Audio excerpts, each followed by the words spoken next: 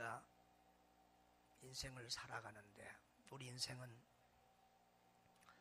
두 번 돌이켜 살 수 없는 단 한 번의 여행길입니다.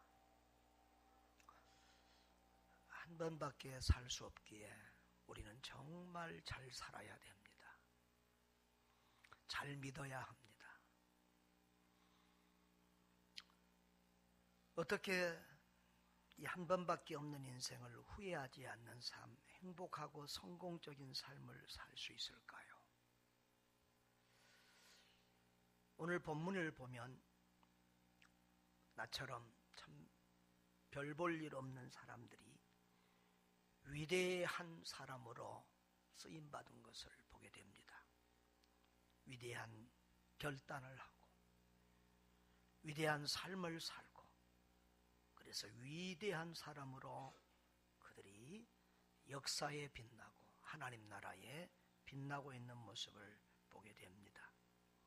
여러분, 이 베드로나 요한이나 이런 사람들, 예수님의 제자들은 참 여기 보면 뭐라고 돼 있죠? 18절에 그들은 어부라. 그들은 학벌이 없습니다. 학벌이 없어요. 겨우 글이나 읽을 정도. 어떻게 보면 그들은 학교에 다니도 못하고 아마 교회에서 회당에서 쇠마교육 배운 것이 그들의 학업 전부인지 몰라요. 나중에 사도행전에 보면 베드로가 설교를 요청하게 하니까 저 무식한 사람이 어떻게 저렇게 말을 잘하냐 놀라는 것을 볼 수 있죠. 재산이 없습니다. 물려줄 재산도 없고 먹고 살 재산도 물질도 없습니다. 가문도 내세울 게 없습니다. 갈릴리 바다에서 대대로 어부 생활하는 그런 집안입니다. 그들의 직업이 어부입니다. 천한직이고 아무도 알아주지 않는 직업입니다. 그들이 태어나서 사는 지역까지도 보잘것없습니다. 갈릴리 그러면 뭐라고 그러죠? 사람들이 갈릴리에서 무슨 사람이 나오냐, 인물이 나오느냐, 선지자가 나오냐 그렇게 합니다. 그것도 그럴 것이 구약 시대에는 그 갈릴리가 통일 왕국 이후에 솔로몬왕 이후에 이스라엘이 나눠질 때 갈릴리는 저 북쪽 끝이 이스라엘 땅이었어요. 북왕국 이스라엘 땅이었고 남왕국 유대 땅이 아니었어요. 그리고 아수르가 이렇게 쳐들어왔을 때 그 갈릴리에서 많은 사람들을 포로로 끌고 가고 아수르의 지배를 받았어요. 그래서 성경에 보면 이방의 갈릴리여 그랬습니다. 그러니까 사마리아만 이방 땅이 아니라 사람들도 마치 갈릴리도 거기 이방 땅, 이방인 취급을 할 정도로 그 갈릴리는 정말 그렇게 별 볼 일 없는 천대받는 그런 지역이었습니다. 그러니까 이 갈릴리 어부들은 정말 이름 없이 살다가 사라질 수밖에 없는 정말 천민들에 불과한 사람들이었습니다. 마치 산에서 자랐다가 지는 하나의 나무처럼 풀처럼 역사 속에 도저히 그 이름을 남길 수 없는 그런 참 불행하게 태어난 그런 사람들이었습니다. 그런데 그들은 위대한 역전의 사람들, 위대한 축복의 사람들이 되었습니다. 할렐루야. 그들은 흙수저를 물고 나왔는데 금수저의 인생, 아니 영원토록 하늘의 별처럼 빛나는 다이아몬드 별과 같은 인생이 되었습니다. 할렐루야. 여러분, 오늘 우리는 어떻게 하면 이런 삶을 살 수 있을까요? 오늘 예수님께서 19절에 이렇게 말합니다. 다 같이 읽어봅니다. 말씀하시되 나를 따라오라 내가 너희를 사람을 낚는 어부가 되게 하리라. 아멘. 그들이 특별한 사람이 된 것은, 위대한 사람이 된 것은 딱 한 가지의 결단 때문이었습니다. 뭐였습니까?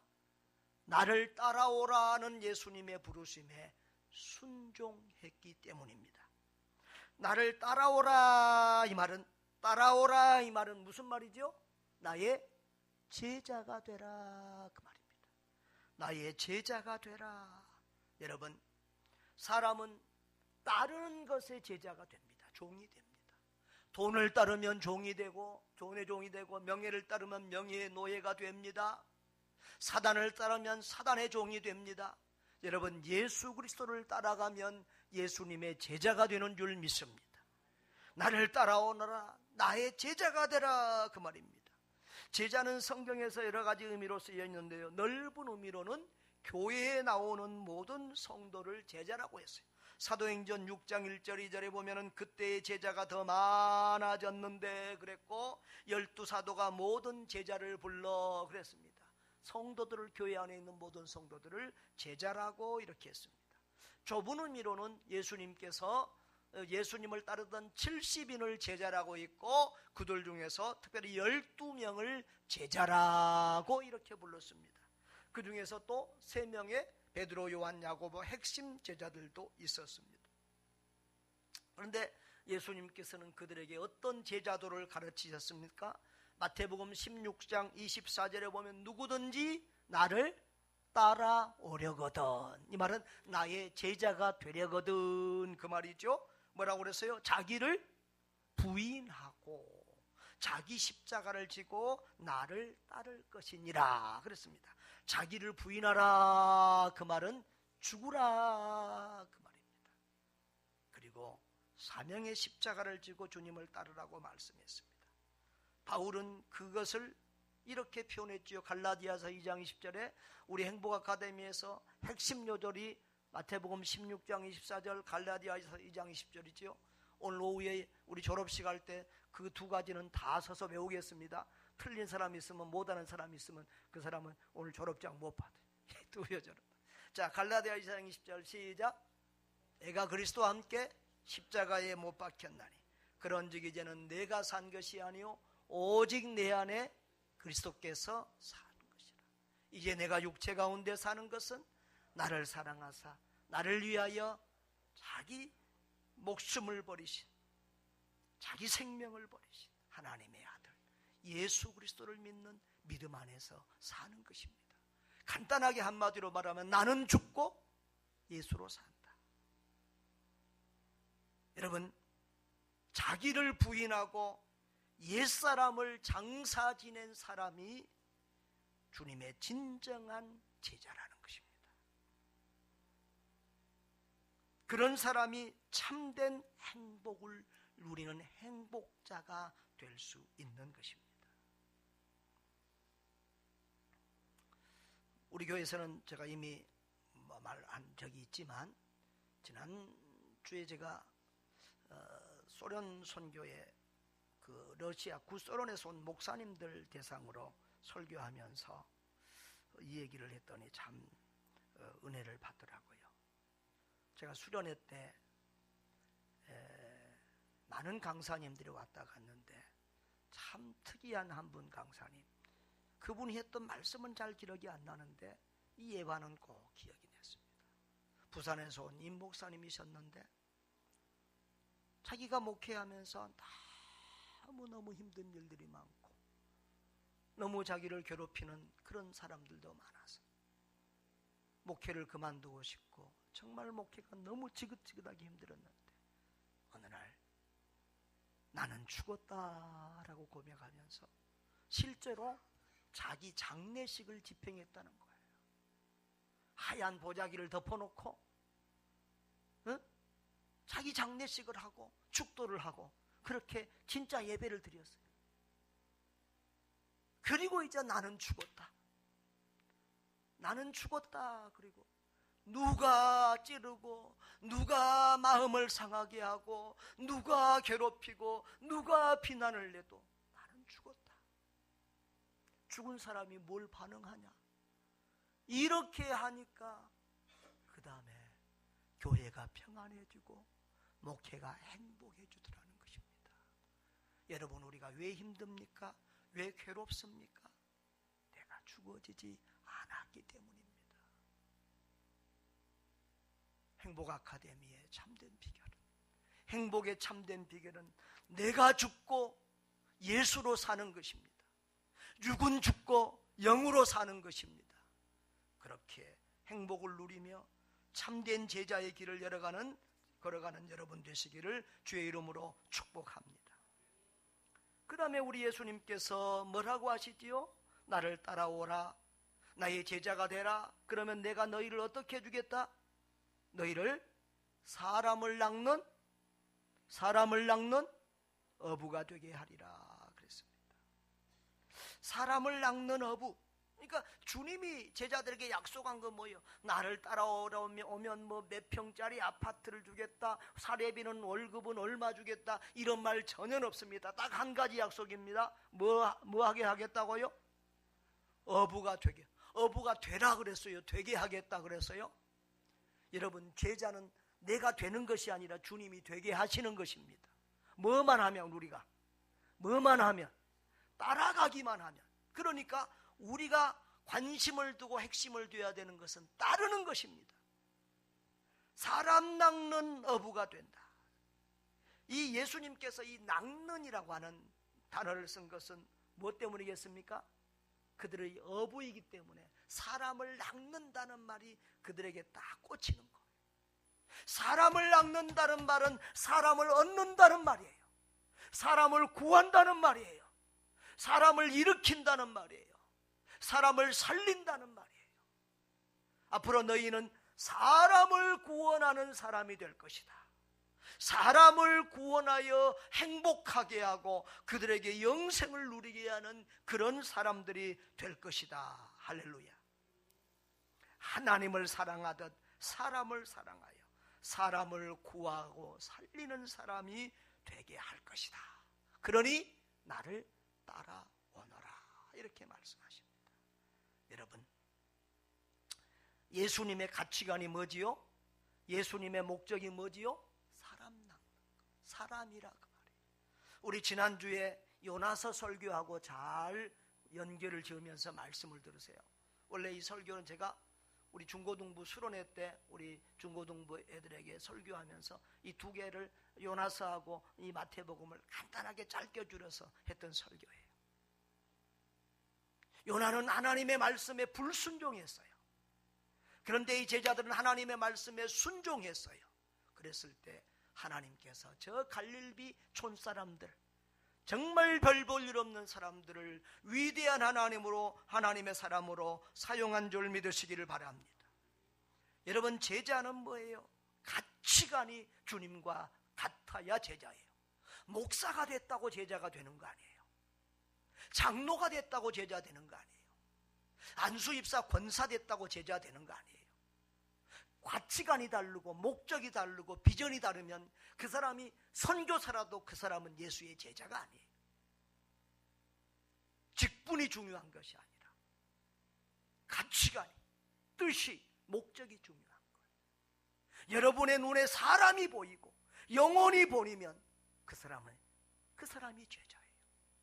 돈이 보이고 세상 즐거움이 보이고 세상의 영광과 성공이 보인다고 하면 여러분은 지금 수십 년 교회 다니고 어떤 직분을 맡았든지 여러분들은 그리스도의 제자가 아니에요. 제자의 눈에는, 제자의 생각에는, 제자의 꿈에는 사람이 있어야 돼요. 영혼이 보여야 돼요. 할렐루야.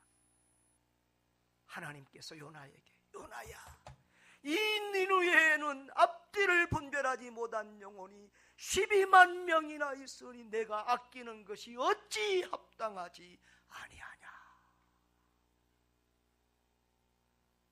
오늘 주님의 제자들을 부르면서 사람을 낚는 어부가 되게 하리라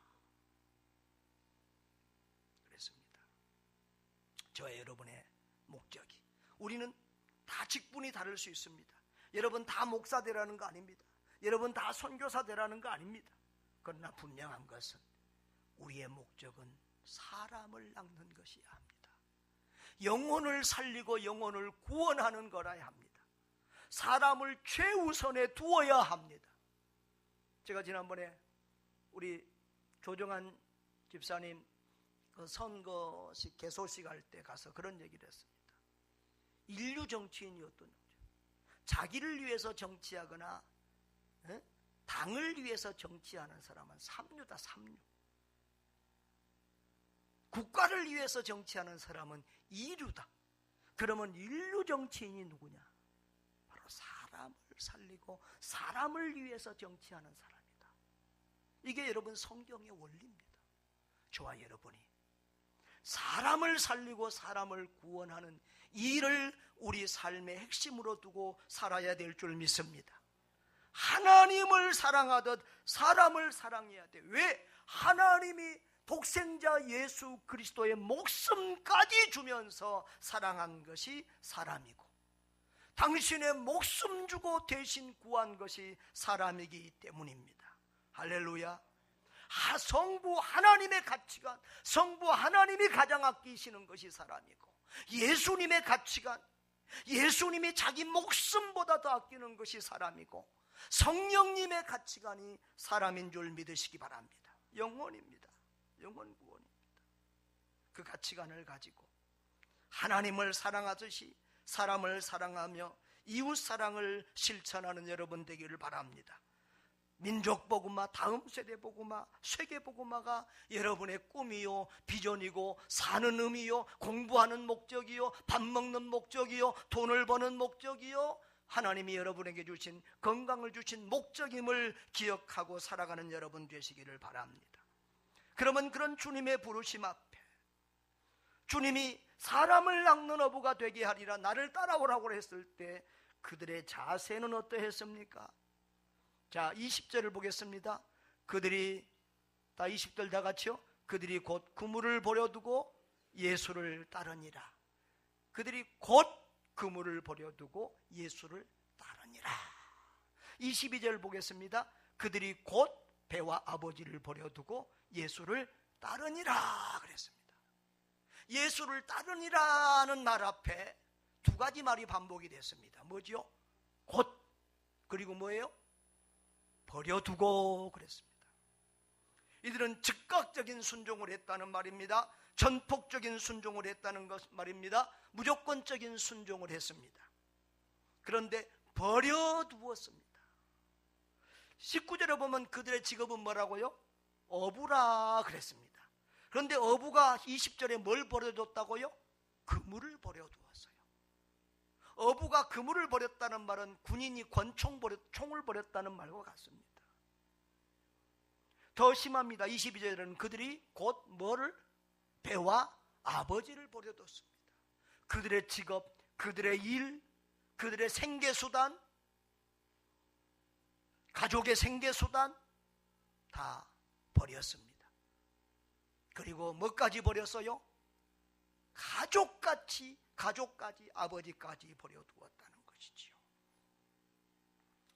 여러분, 목사의 길을 갈 때, 선교사의 길을 갈 때 제일 걸리는 것이 바로 이 문제였습니다.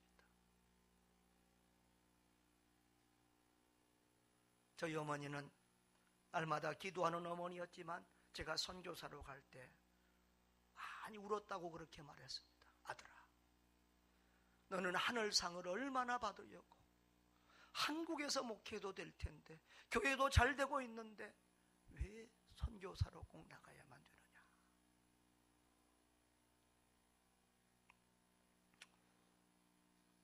선교지로 갈 때 제일 걸리는 것은 자녀와 자녀 교육의 문제였습니다. 그러나 그런 모든 것을 주께 맡겼습니다. 우리 선교사님들 대다수가 다 그렇습니다. 요즘 우리 후배 선교사님들을 보면서 골라서 가니까 애들 교육할 것까지 다 요즘은 너무 정보가 좋으니까 저는 우즈벡에 가면서 양기울이라는 도시를 찾아보려고 아무리 찾아도 양기울이라는 데는 나오지도 않아. 이 동네가 뭔 동네인가 뭐가 있는지 전혀 알 수가 없어요. 조그만 곳이었어요. 지금은 뭐 구글에 치고 지도하면 지도로 다 보이고요. 정보가 다 나옵니다. 거기에 무슨 학교가 있는지, 거기는 어떤 사람들이 살고 무엇을 먹고 있는지도 잘 몰랐어요. 목회하다가 성경에서 무조건 선교사 아파서 들어오는데 네가 대신 나가라 그러니까 나간 거예요. 그런데요, 요즘 우리 선교사님들이 그래요. 그래도 그렇게 골라 가도 그래도 간다고만 해도 감사하다. 선교사로 간다고만 해도 감사하다. 그것도 대견한 일이다. 이렇게 하면서 우리 씁쓸한 웃음을 짓습니다. 여러분, 버려야만 주님의 제자가 될 수 있습니다. 이것을 손에서 놓아야 다른 것을 잡을 수가 있습니다. 세상 것 붙잡고자 하면 예수님 잡을 수 없어요.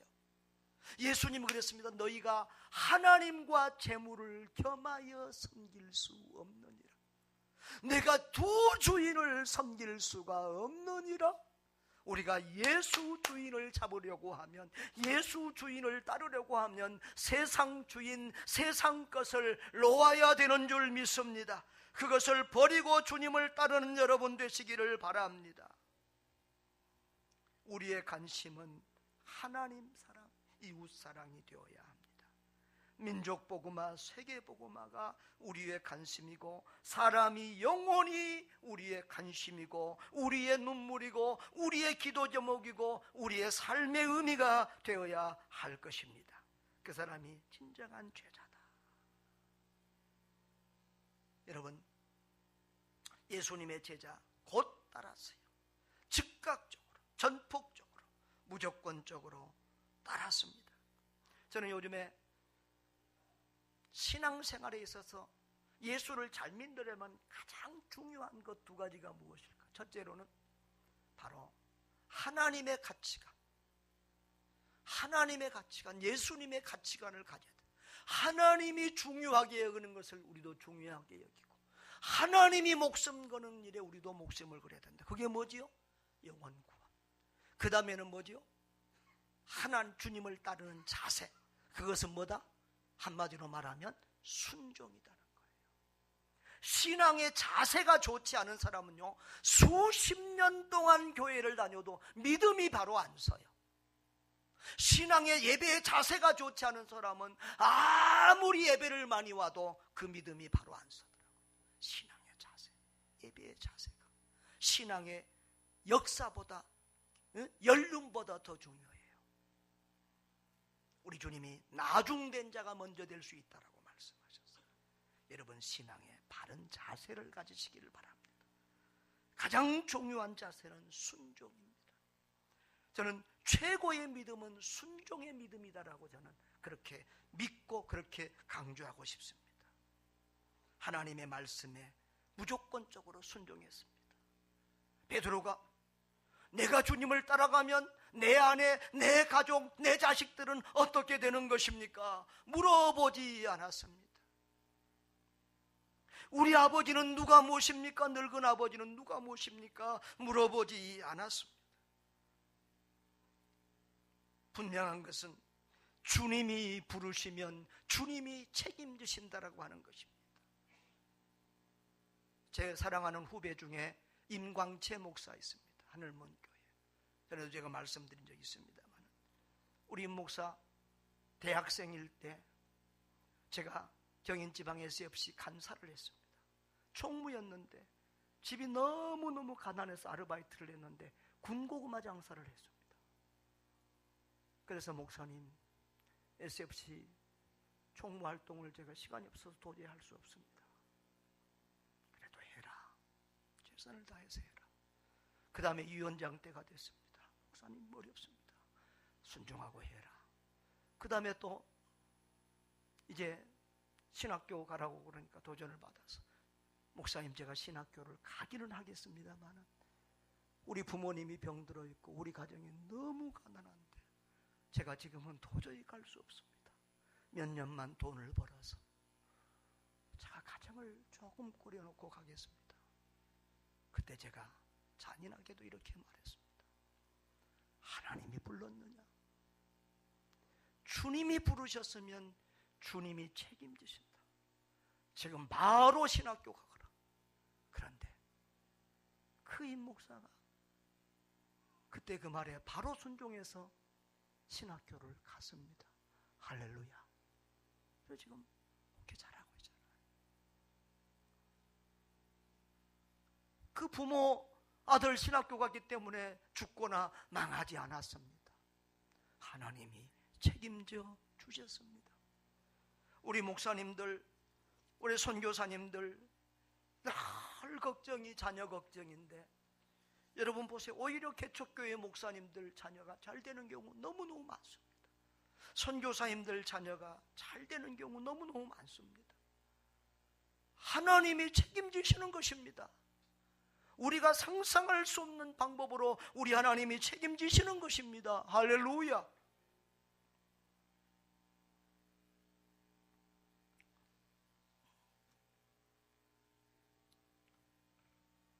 그들이 전폭적으로 주님을 따랐을 때 주님이 그들의 인생을 책임져 주셨어요. 마태복음 19장 27절로 29절에 보면 이런 말씀이 있습니다. 베드로가 보소서 우리가 모든 것을 버리고 주를 따라 싸운데 그런즉 우리가 무엇을 얻으리까 그랬어요. 예수님께서 내가 진실로 너희에게 이르노니 세상이 새롭게 되어 인자가 자기 영광에 보지 않을 때 나를 따르는 너희도 12보좌에 앉아 이스라엘 12지파를 심판하라. 12보좌에 앉는 영광을 주셨어. 또 내 이름을 위하여 집이나 형제나 자매나 부모나 자식이나 전토 재산을 버린 자마다 여러 배를 받고 또 영생을 상속하리라. 누가복음 18장 30절에는 현세라는 말을 붙였어요. 현세에 여러 배를 받고 영생은 내세의 영생을 받지 못할 자가 없느니라. 주님을 전폭적으로 즉각적으로 무조건적으로 순종하며 따른 자에게는 현세의 복도 주시고 내세의 영생과 하늘의 큰 상급을 주시는 것입니다. 할렐루야, 할렐루야. 우리 주님께서 그들이 예수님을 따를 때, 그들이 주님을 끝까지 따랐을 때 주님께서 그들을 정말 사람 낚는 어부가 되게 하셨습니다. 여러분, 그들이 처음에는 얼마나 부족했습니까? 얼마나 문제가 많았습니까? 여러분, 제자가 하루아침에 되는 거 아닙니다. 오늘 행카 졸업식 하는데 너무 부끄러워서 졸업장 받기도 힘든 사람도 있을 거예요. 아이고, 졸업식, 오늘 오후에 졸업식 참석할까 말까 이런 사람도 있을 거예요. 여러분, 우리는 되어져 가는 거예요. 우리는 아직도 공사 중이에요. 행복아카데미 2년 공부해갖고 다 행복하고 완전히 다 변화되고 건강한 사람 되면 목회가 얼마나 쉽겠습니까? 다 목회하지요. 우리는 공사, 따라합시다. 나는 공사 중입니다. 옆에 분들에게 공사 중이십니까? 우리 다 공사 중입니다. 만들어져 가는 것입니다. 뭘로서? 예수님의 제자로 만들어져 가고 세워져 가는 거예요. 이 예수님의 제자들도 얼마나 실수와 허물이 많았습니까? 얼마나 넘어졌습니까? 얼마나 예수님에게 베드로는 사탄아 물러가라라고 책망까지 받았습니까? 그래도 그들은 넘어지지 않았습니다. 포기하지 않았습니다. 넘어져도 다시 일어나서 주님을 끝까지 따랐습니다. 할렐루야. 그럴 때 주님께서 그들을 위대한 하나님의 사람들로 만들어 주셨어요. 겁이 많던 그들에게 예수를 위하여 살고 예수를 죽을 수 있는 믿음을 주신 줄 믿습니다. 그들을 사람을 낚는 어부가 되게 하셔서 위대한 전도자, 위대한 선교사, 위대한 목회자들로 삼아 주셨습니다. 할렐루야. 미천한 갈릴리 어부들이 세상에서 가장 위대한 사람들이 되게 해 주셨습니다. 오늘 저와 여러분도 부족하고 미천할지라도, 우리가 세상에 나올 때는 흙수저를 물고 나왔을지라도 주님의 말씀에 무조건 믿고 순종하고 따라가면 주님께서 우리를 그렇게 멋있게 위대하게 사용해 주실 줄 믿습니다. 여러분, 한번 따라합시다. 위대한 결단을 하고 위대한 삶을 살면 위대한 사람이 된다. 저와 여러분 누구에게나 이 말씀이 해당이 됩니다. 주님의 가치관을 가지고 철저한 순종의 사람이 됩시다. 모든 것을 버리고 예수님을 따라갑시다. 위대한 결단을 하고 위대한 삶을 사는 위대한 사람들 되시기를 주의 이름으로 축원합니다.